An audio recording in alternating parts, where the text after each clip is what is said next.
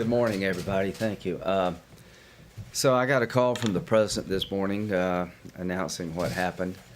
And he said, why don't you come to the White House? And I said, I'd love to come. And I'm honored to be here on this day that really does matter, I think, to the world, not just the United States. And trying to put in words what does it matter, how to explain it. I think last night the best of America confronted the worst of mankind, and the good guys won. The good guys and the good gals won. The dog, trying to find out the name of the dog. Pray for the dog. It was severely injured, but it's just reminds me of the team concept of the military. I've been talking to the president for months about the war on terror, and every time I would bring up the topic, he would tell me without any hesitation, I'm going to get that blank guy.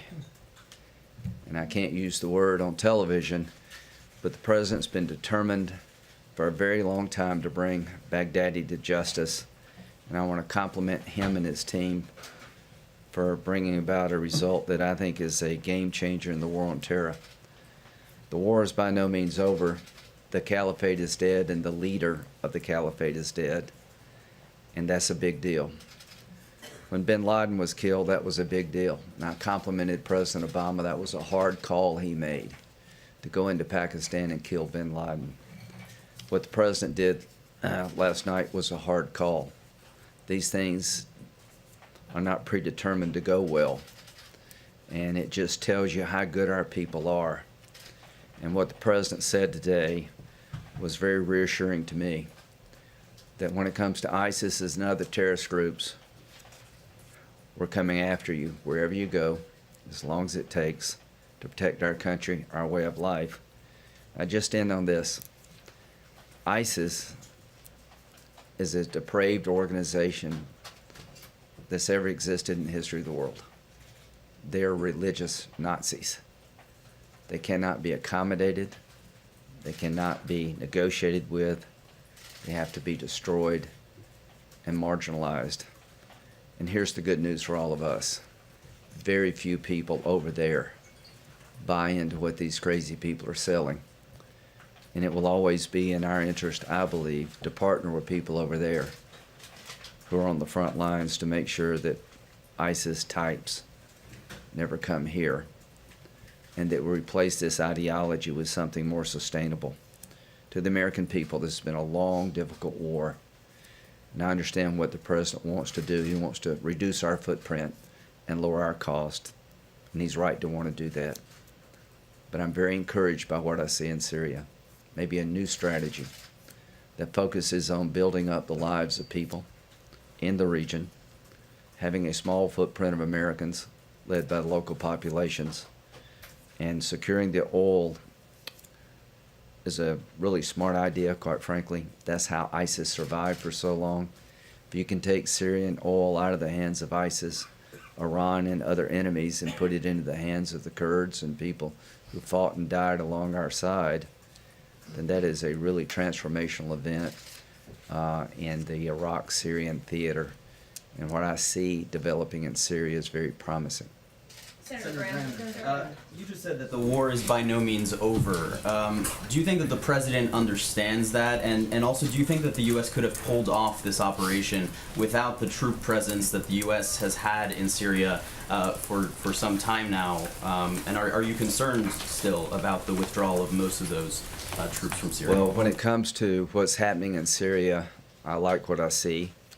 We've had the president's position and my position is really not that far off.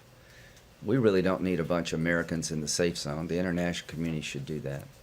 But some American forces deployed with the SDF to make sure the oil does not ever fall back into the hands of ISIS, and Iran's not the biggest winner, makes a lot of sense. When it comes to terrorism, the president changed the rules of engagement.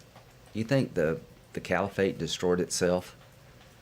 He made a conscious decision when he went to Iraq to change the game when it came to destroying ISIS. He's had a determination to destroy the caliphate unlike anybody I've ever met. Now the question is how to keep it down. I think we got a plan now to keep it down that meets his national security objectives of reducing our footprint and having others do more. This operation has been pulled off. Questions for you, sir, if you don't mind. And I want to lay these out separately. The president, in his remarks, mentioned Turkey's cooperation when it came to this operation, and I'm wondering if that changes your view on sanctions. I also want to ask, well, the president called you. We understand he did not call other members of the Gang of Eight, even after the operation had concluded. Was that a mistake? I don't know who he's calling family members right now. I was in town, so, I was right down the street. Did you say he called family members? He's calling some family members now who've been victims of ISIS. And The Foleys, perhaps? And I guess what I would say today is that what I see happening in Syria makes sense to me, that the president destroyed the caliphate. He's asking others to do more, and he's right when it comes to Turkey. I think the invasion has been disruptive, but at the end of the day, if we can continue to partner with the Kurds, secure the oil revenues for their sake, not Iran's sake, not for ISIS' sake, help pay the cost of the operations makes eminent sense to me. And I think the president is right to say that the conflict between Syrian Kurds and Turkey needs to be resolved.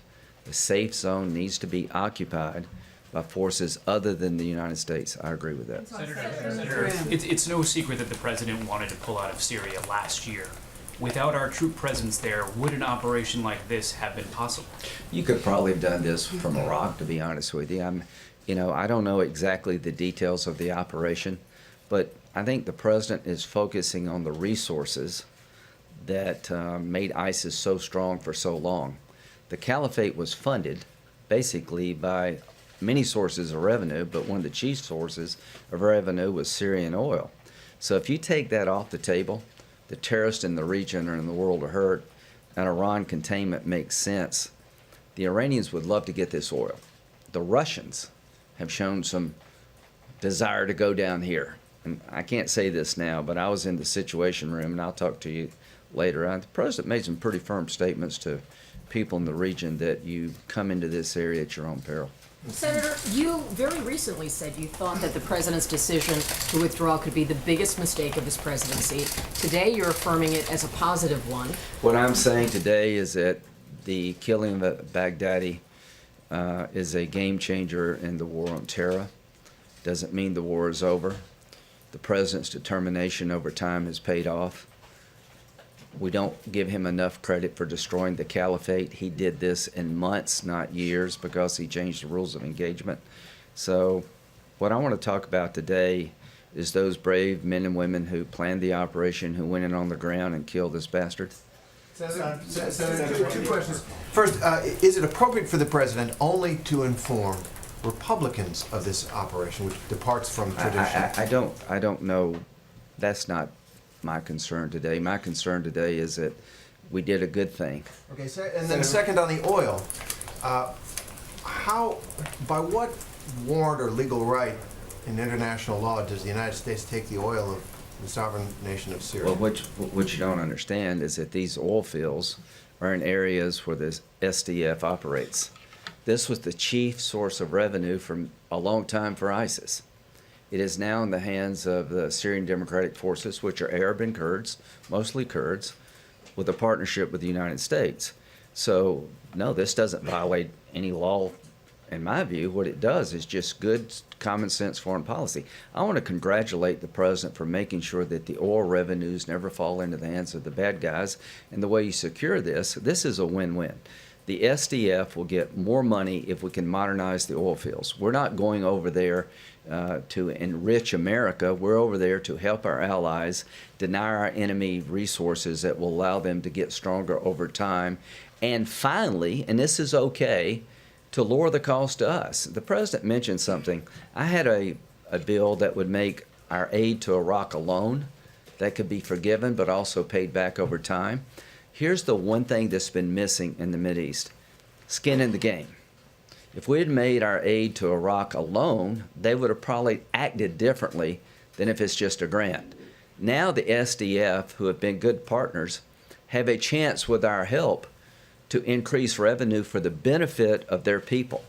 They'll have more incentive to fight harder. Everything changes when the people you're fighting with have skin in the game. And I want to compliment the president for coming up with a model in Syria that we probably should have done in Iraq. This is a game changer with the killing of al-baghdadi. This is a moment where we should all be proud of our American military and our intelligence community. This is a moment where President Trump's worst critic should say, "Well done, Mr. President."